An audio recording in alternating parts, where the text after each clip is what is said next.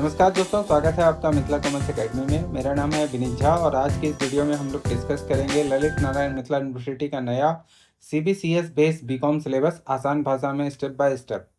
Mithila university में अब BCom को 4 साल का सीबीसीएस यानी कि choice based credit system model में बदल दिया गया है। इसका मतलब ये है कि 8 सेमेस्टर का आपका एग्जाम होगा, क्रेडिट सिस्टम होगा, सब्जेक्ट का नया कॉम्बिनेशन होगा। सब्जेक्ट को 5 कैटेगरीज में यहाँ पे बांटा गया है। एक जो कैटेगरी, जो पहला कैटेगरी है वो है कोर कोर्स जिसको कहते हैं। जो दूसरा कैटेगरी है वो है डिसिप्लिन स्पेसिफिक इलेक्टिव कोर्स है। तीसरा जो कैटेगरी है वो है स्किल एनहांसमेंट कोर्स का है। चौथा एबिलिटी एनहांसमेंट है कोर्स है। और जो पांचवा है वो मल्टी डिसिप्लिनरी कोर्स है। चलिए अब सेमेस्टर वाइज देख लेते हैं कि आपको जनरल कौन कौन से सब्जेक्ट्स हैं जो पढ़ना होगा।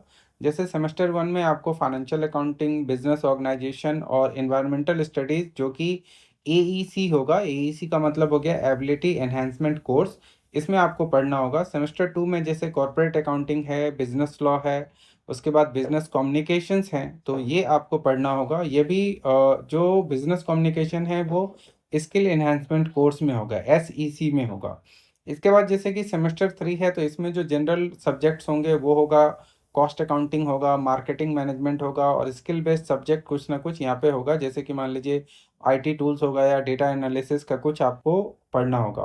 अगर सेमेस्टर 4 की बात करें तो थोड़ा सा स्पेशलाइज टॉपिक सब आएगा। जैसे मैनेजमेंट अकाउंटिंग हो गया, इनकम टैक्स लॉ हो गया, एंटरप्रेन्योरशिप डेवलपमेंट होगा जो कि फिर एसईसी कोर्स में होगा, स्किल एनहांसमेंट कोर्स में होगा।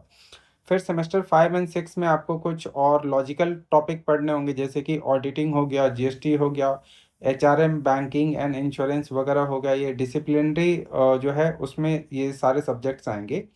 फिर सेमेस्टर 7 और 8 में स्पेशलाइजेशन प्रोजेक्ट या रिसर्च वर्क होगा। वो आपको एक ऑप्शन दिया जाएगा, वहाँ पे आपको सिलेक्ट करना होगा। तो जितने भी टॉपिक हैं वो ऑनर सब्जेक्ट की यहाँ पे गहराई से पढ़ाई करनी होगी आपको। एलएनएमयू आपको 3 स्पेशलाइजेशन ऑप्शन देता है यहाँ पर, जिससे आप बीकॉम कर सकते हैं। जिसमें कि एक तो पहला जो ऑप्शन है वो है अकाउंटिंग एंड फाइनेंस का है। यानी कि यहाँ पे अकाउंटिंग और फाइनेंस से कुछ स्पेशल टॉपिक सब आपके आते रहेंगे, ऐड होते रहेंगे। जैसे कि टैक्सेशंस हो गया, जैसे कि मैनेजमेंट अकाउंटिंग हो गया, कॉस्ट अकाउंटिंग हो गया, ये सब ऐड होगा। अगर आप स्पेशलाइज करना चाहते हैं मार्केटिंग से तो यहाँ पे थोड़े से आपके सब्जेक्ट्स बदल जाएंगे, मार्केटिंग से रिलेटेड सब्जेक्ट्स आ जाएगा। अगर आप एचआरएम यानी कि ह्यूमन रिसोर्स मैनेजमेंट से लेना चाहते हैं, ऑनर्स करना चाहते हैं, ये भी बीकॉम ही है, तीनों ही बीकॉम है। कहने का मतलब अगर आप बीकॉम में एडमिशन ले रहे हैं तो आप किससे ऑनर्स करने जा रहे हैं, आपको इसके लिए 3 ऑप्शन दिए जा रहे हैं। एक तो आप अकाउंटिंग एंड फाइनेंस से बीकॉम ऑनर्स कर रहे हैं, या फिर मार्केटिंग से बीकॉम ऑनर्स करेंगे, या फिर ह्यूमन रिसोर्स मैनेजमेंट से बीकॉम ऑनर्स करेंगे। ये आपको ऑप्शन दिया जा रहा है। हर स्ट्रीम का सिलेबस अलग है और ऑफिशियल वेबसाइट से आप इसको आसानी से डाउनलोड कर सकते हैं। जो एलएनएमयू का ऑफिशियल वेबसाइट है वहाँ पे ये आसानी से आपको मिल जाएगा। ये नया सिलेबस सिर्फ पढ़ाई नहीं है, स्किल डेवलपमेंट और कैरियर प्लानिंग पर भी फोकस करता है। अगर आप सही ढंग से शुरुआत करते हैं तो बीकॉम आपके करियर की फाउंडेशन को बहुत ज़्यादा मजबूत कर सकता है। मतलब अभी जो टॉपिक है इसमें बहुत अच्छा फाउंडेशन कोर्स सब है। सब्जेक्ट को आप लाइटली मत लीजिएगा, हर टॉपिक को समझिए, प्रैक्टिस कीजिए, कॉन्सेप्ट क्लैरिटी पर ध्यान दीजिए। तो आपके लिए ये बीकॉम जो है बहुत अच्छा कैरियर बेस्ड हो जाएगा। तो ये था बीकॉम का टोटल टॉपिक। अब आप सब ये क्वेश्चन पूछेंगे कि अकाउंटिंग एंड फाइनेंस ज़्यादा अच्छा रहेगा या मार्केटिंग अच्छा रहेगा या ह्यूमन रिसोर्स मैनेजमेंट अच्छा रहेगा। तो ये आपका फ्यूचर कैरियर पे आप क्या फोकस करना चाहते हैं उसके हिसाब से सही है। लेकिन इन सब में ज़्यादा जो कैलकुलेटिव टॉपिक है वो है अकाउंटिंग एंड फाइनेंस का। मतलब आगे चल के अगर आपको सीए सीएस वगैरह बनना है या फिर अकाउंटिंग सेक्टर, फाइनेंशियल सेक्टर्स में जाना है तो अकाउंटिंग एंड फाइनेंस ज़्यादा अच्छा रहेगा। तो और बाद बाकी डिटेल्स अगर आपको चाहिए होगा तो आप हमारा व्हाट्सएप नंबर भी है, एज वेल एज जो है आप देखेंगे कि टेलीग्राम चैनल भी है, वहाँ से भी ज्वाइन करके आप मुझसे डिटेल में जानकारियाँ ले सकते हैं। तो आज की इस वीडियो में हम लोग इतनी ही बातें करते हैं। ये था एलएनएमयू बीकॉम का नया सिलेबस।